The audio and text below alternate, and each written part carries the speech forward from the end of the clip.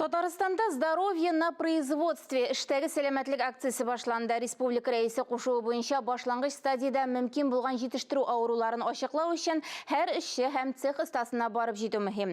Казан вертолетлар заводында зор медицина һәм министрлык десантлары төшерілді. Тулырақ алдағы репортажда. Казан вертолет заводы слесарі Игорь Каяткин мында күптән түгел генә эшли. Әмма тор белгечләрне узу мөмкинлеге барлыкка килгәч, җитештерүчедән аерылмыйча әлбәттә ризалашты. Мобиль поликлиникада ул гастроэнтеролог, офтальмолог, үзи белгече кардиолог һәм башка табибларда булырга өлгерде. То есть дали рекомендации, то есть что нужно пройти, какие анализы сдать. Все очень понравилось. Здоровье на производстве иштәге сәламәтлек акциясы Бердәм Россиянең сәламәт киләчәк федераль партия проектының бер өлеше. Әмма аны сәламәтлек саклау министрлыгы, сәнәгать һәм сәүдә министрлыгы, Казан медицина университеты, 12-нче шәһәр һәм республика клиник хастаханәсе бергәләп гамәлгә ашыра. Промышленность буенча үзебезнең эштәге сәламәт саклау рәвешләрен оештыру өчен хәзер үзебезнең инициативаны бирдек.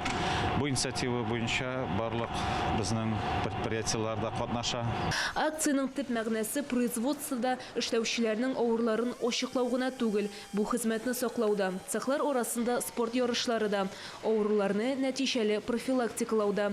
Галимнәр һәм табиблар хезмәткәрләрен нинди авыртулар ешрак әзерлекли һәм ни өчен яктыртылу һәм тавыш дәрәҗәсе зарарлы предприятиеләрдә һаваның торышын анализлый.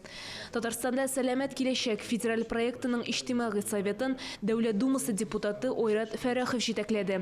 Аның әйтүенчә, мондый акция завод һәм фабрикаларда гына түгел, агропром хезмәткәрләренең зур армиясына да игътибар итәргә кирәк. Һәрбер заводта, һәрбер эшчәнлектә сәламәтлек саклау мәсьәләсе ул иң беренче булырга тиеш. Алдагы көннәрдә без карарбыз, ничек шушы эшләр алып бара муниципаль районнарда. Без аны контрольдә тотачак. Парламент рәисе Фәрит Мөхәммәтшин «Здоровье на производстве» иштәге сәламәтлек республика акциясына старт бирде. Ул мобиль поликлиникалары эшен карады. Завод эшчеләре белән аралашты. Вертолет чия торган цехларда булды. Кирәк бер вертолетный заводы менә без аның бүген ихатасында кем әйтмешләр заводта әйтәсе килә, алар да бик көтеп, тәкъдимнәр кертеп безнең хәрәкәтне көтәләр. Эшли торган халык, эшли торган заводларда, фабрикаларда 1 миллион 200 мең кешедән артык безнең республикада, аның заводлары бик күп. Казан вертолет заводы әлеге акцияда беренче предприятие булды. Атна дәвамында күпчелек хезмәткәрләр җентекле сәламәтлек күзәтүе узачак. Инде тиздән мобиль поликлиникалар, Казан медицина университеты профессорлары һәм тор белгечләр республиканың башка эре предприятиеләренә килергә планлаштырыла. Динә Нәҗметдинова, Дмитрий Второв, Владимир Юрков, Татарстан яңалыклары.